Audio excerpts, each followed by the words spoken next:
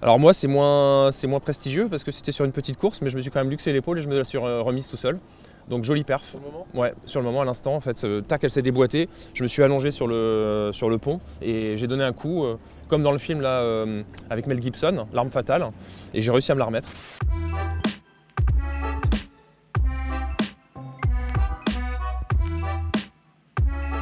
Bonjour à tous, c'est Fabrice Amedeo, on est sur mon bateau, c'est le départ de la route du Rhum et c'est mon breakdown pour JQ.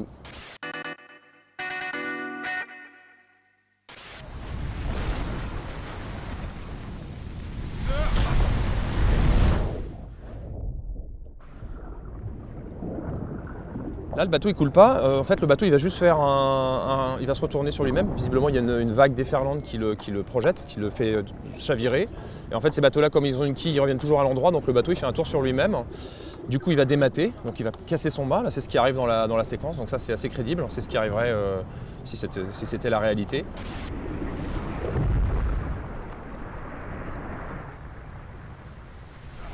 Et le marin est projeté en dessous et réussit à remonter sur le bateau.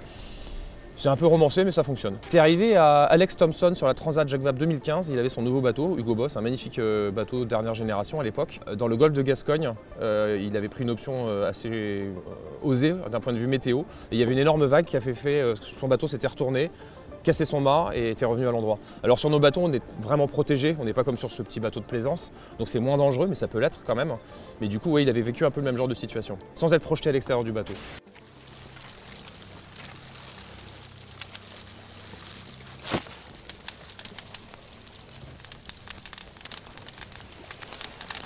Alors faire un feu sur son bateau, c'est pas totalement débile parce que sur le premier Vendée Globe à 89, il y avait des marins qui avaient une petite plaque en métallique à l'arrière et qui brûlaient leurs déchets. Parce qu'à l'époque déjà, il y avait un début de conscience qu'il fallait pas jeter les déchets par-dessus bord.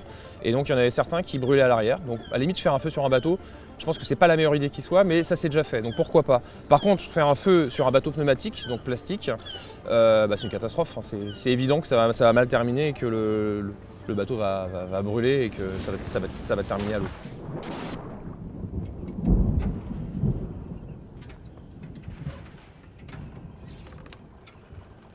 Il a une bonne gueule de marin, Robert Redford, donc assez crédible en marin quand même, le teint buriné, une bonne tête, ouais, moi je dis crédible, crédible.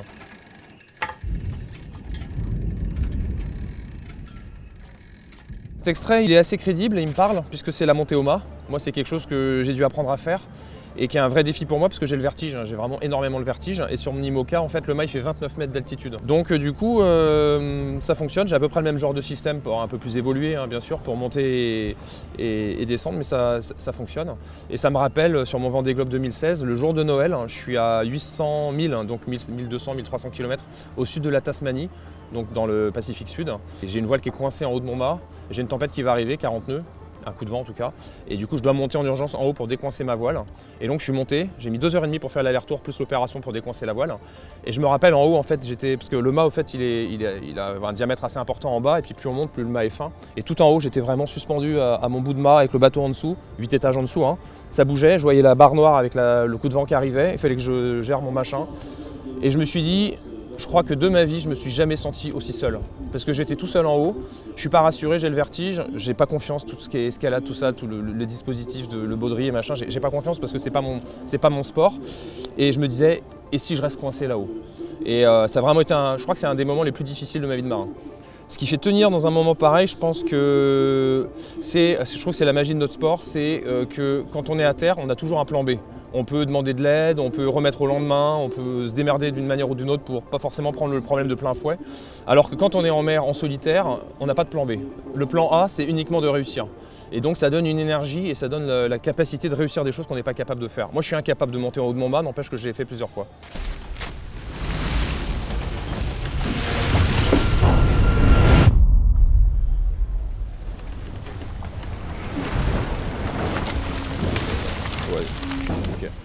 Ouais, donc là dans la bande-annonce, on voit très nettement qu'il a un accident avec un OVNI, un objet flottant non identifié, mais qui là est identifié et identifiable. C'est un conteneur, on voit bien ce gros truc rouge. Alors, ça peut arriver, mais c'est vraiment pas de chance, parce qu'en fait, un conteneur, quand il tombe d'un cargo, donc ça c'est possible, hein, ça arrive régulièrement qu'il y ait des conteneurs qui tombent des cargos dans les tempêtes. Le conteneur, il reste 48 heures à la surface avant de couler. En général, il met 48 heures à couler. Donc c'est quand même très rare qu'on prenne des conteneurs. En tout cas, ça m'est jamais arrivé. C'est jamais arrivé à ma connaissance à un de mes concurrents. En général, on se prend plutôt des baleines. Mais il y a une vraie omerta en fait sur le sujet. Parce que comme on est des marins et qu'on est des amoureux de l'océan, on ne peut pas dire qu'on se prend des baleines. Donc souvent on dit c'était peut-être un conteneur ou c'était un ovni. Mais les ovnis en fait, là je révèle un secret un peu, les ovnis dans 3/4 des cas c'est des baleines. Mais il y a cette omerta avec laquelle je ne suis pas forcément très à l'aise parce que quand on est 30 bateaux à faire le tour du monde, parce que c'est à peu près le plateau d'un Vendée Globe, 30-40 bateaux maintenant, et qu'il y a 4-5 bateaux qui se prennent une baleine, ok c'est pas bien, mais que penser des milliers de bateaux qui sont à la surface du globe au même moment, propulsés au moteur, etc., qui voient rien, qui foncent et qui eux pour le coup se prennent peut-être des centaines de baleines.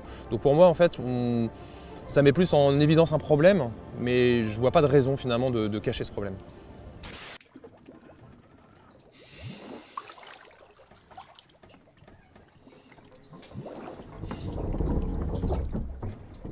Alors Robert Redford qui se recoue, en tout cas qui se soigne lui-même, déjà c'est crédible hein, parce que quand on est en solitaire sur un bateau, on apprend à se soigner soi-même. Moi j'ai appris à me poser des agrafes, me faire un point de suture, me poser une perf. Donc c'est des choses qu'on apprend, lui il a peut-être pas appris mais visiblement il sait faire. Crédible, c'est déjà arrivé, Bertrand de Broc, Vendée Globe 89, ou 92, il se recoue la langue. Alors moi c'est moins prestigieux parce que c'était sur une petite course mais je me suis quand même luxé l'épaule et je me la suis remise tout seul.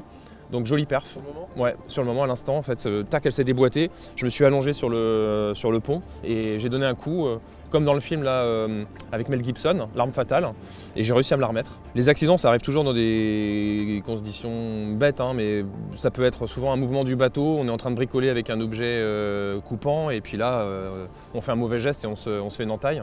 Je pense que c'est ça le scénario le plus probable. Moi, dans mon cas, j'étais à l'avant du bateau en train de manœuvrer et j'ai perdu l'équilibre et j'ai fait une espèce de geste comme ça pour me raccrocher et clac, ça a déboîté l'épaule.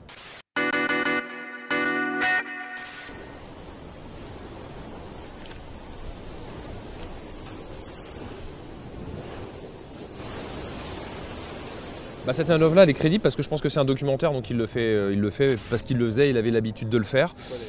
Donc là, il est sur sa baume, donc c'est l'espar hein, qui est horizontale, et il va à l'arrière passer ce qu'on appelle une bosse de riz, donc c'est un cordage qui va permettre en fait de réduire la toile parce que le vent monte et donc de réduire la taille de la grand voile. Moi sur mon bateau, les cordages en question, ils sont toujours passés et sur tous les bateaux de croisière aujourd'hui, ces cordages sont passés. En l'occurrence sur son bateau, là, le cordage n'était pas passé. Donc il y va pieds nus en maillot de bain, on voit quand même la force de la nature. C'est un marin magnifique, c'est un athlète de très très haut niveau. Là. Après, le triste clin d'œil de l'histoire, c'est que c'est comme ça qu'il a disparu en mer des années plus tard. Il convoyait un de ses bateaux, donc un des Pendwick, pour un festival en mer Celtique, donc il devait monter vers l'Irlande ou vers l'Écosse. Et il a fait à peu près la même opération dans le cadre d'une prise de riz, donc pour réduire la grand voile. Il était pieds nus, c'était de nuit, il n'avait pas de gilet de sauvetage, il n'était pas accroché. Il n'avait pas 40 mais 60, je ne sais pas à quel âge il a disparu, mais il avait au moins 60 ans, ça c'est sûr. Et malheureusement, même quand on s'appelle Tabarly, il y a quand même un moment où on est rattrapé par les années. Et là, ce jour-là, il est tombé à l'eau. Il avait un équipage de gens qui n'étaient pas expérimentés. Ils n'ont jamais réussi à le retrouver. Et donc, il est mort en mer comme ça. Donc finalement, il est mort un petit peu avec ce genre de comportement-là. Donc aujourd'hui, la pratique, elle a quand même énormément évolué. On ne va plus au bout de la baume comme ça. Moi, ça m'est déjà arrivé d'aller au bout de ma baume hein, en solitaire. Mais j'ai une ligne de vie le long de la baume, donc un cordage qui m'assure. J'ai un baudrier, je suis assuré à ce cordage-là pour ne pas tomber. Et j'ai en plus ce qu'on appelle un lazy bag, donc c'est une espèce de grand sac qui permet à la grand voile, quand on la fale, quand on la descend, elle se met dedans. Et donc moi, si je dois intervenir, j'ai aussi ce grand sac qui est le long de la baume, qui aussi m'assure d'une certaine manière.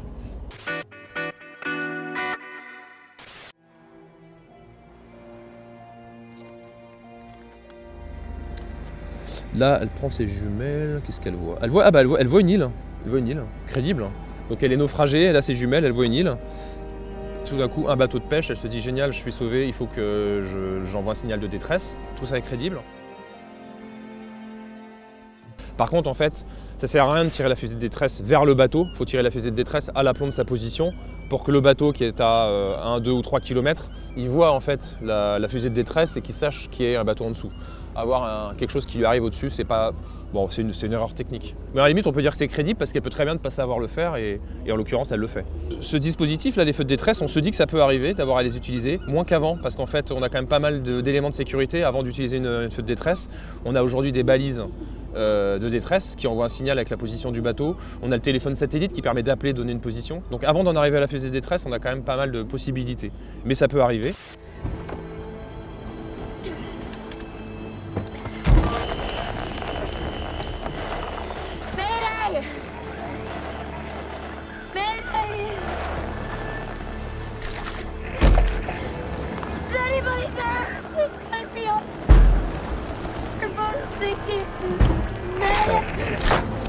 Donc là, ouais, c'est crédible, elle pète un peu un plomb parce qu'elle est dans une situation compliquée.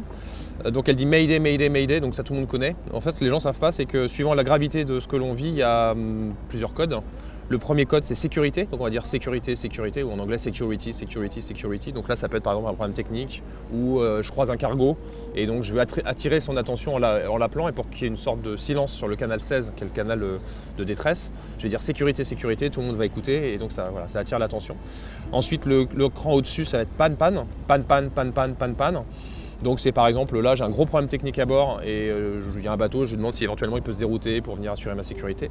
Et puis après, il y a Mayday, c'est danger de mort. Voilà, danger de mort, un homme par-dessus bord, une situation très compliquée, donc là c'est Mayday. Donc je pense que c'est assez conforme à sa situation, c'est quelques jours qu'elle est sans doute seule sur son bateau, elle a peut-être plus de nourriture, elle dérive, donc elle dit Mayday, Mayday. Après, ça sert à rien de s'énerver malheureusement quand on appelle à la radio, il faut plutôt dire Mayday, Mayday, donner sa position, ce qu'elle fait au début. Après, voilà, elle pète un peu un plomb, ça reste crédible, hein. Mais c'est pas ce qu'il fallait faire.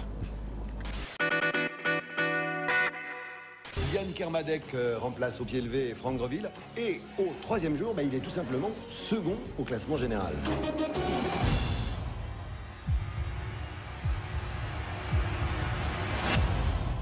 Putain de merde!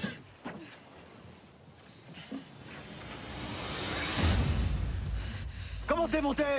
Film français, avec François Cluzet, Guillaume Canet, on adore. Crédible, très crédible. Je me rappelle très bien du tournage. Moi, je m'étais beaucoup intéressé à ce bateau. C'est un bateau que j'aurais bien aimé acheter à l'époque. Et puis finalement, voilà, ma vie a pris un autre chemin. Mais pour mon premier Vendée Globe, ça aurait été un super bateau. Et donc, j'avais vraiment suivi cette histoire. Ils avaient pris un consultant, Alex Pellac, un grand marin espagnol, qui du coup avait fait les choses bien. Je me rappelle avoir vu ce film et m'être dit que voilà, il fallait vraiment avoir un regard de marin expérimenté pour voir qu'à certains moments, le bateau était sous grand voile seul et que donc il n'allait pas forcément à la vitesse qui était racontée. C'est-à-dire que c'était pas crédible que le bateau soit en course. Mais à part ça, je me rappelle très bien, en plus j'avais échangé avec l'équipe du tournage. Ils étaient allés assez nord, du côté de l'Irlande, pour faire les scènes qui racontaient les mers du Sud. Donc ils étaient allés se mettre dans des conditions difficiles. On m'a raconté que l'équipe de tournage vomissait, etc. Que c'était vraiment des conditions engagées. Donc je pense qu'ils ont fait les choses bien et ça donne, je trouve, un film assez réussi. Ou même, on pourrait dire ce qui est un peu romancé, par exemple cette hyper connexion du skipper, donc Cluzet, avec sa famille, avec son équipe.